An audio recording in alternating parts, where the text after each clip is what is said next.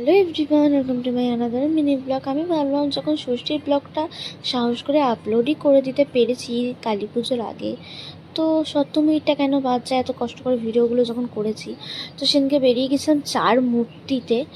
তো জানি না এরা কেন ক্যামেরায় আসতে চায় না, তো যাই হোক অনেক কষ্ট করে নিয়েছি।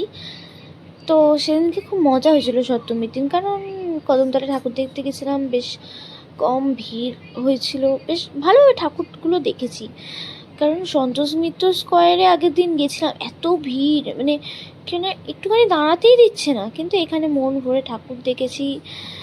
বেশি আমি ক্লিপ অ্যাড করিনি, কারণ 1 মিনিটের ছোট্ট ভিডিওয়ে আর কত ক্লিপ অ্যাড করব। তো যাই হোক, যেটুকু মনে হয়েছে যে ভালো সেগুলোই দেখিয়েছি। এই প্যানেলটা আমার মোস্টলি খুব ভালো লেগেছিলো, মানে একটা কীরকম, মানে খুব একটা পাওয়ারফুল একটা এনার্জি কাজ করছিল এই প্যান্ডেলটায়। তো তাই জন্য আমি ভিডিওটা নিয়েছি। আর মা দুর্গাটাকে তো অসম্ভব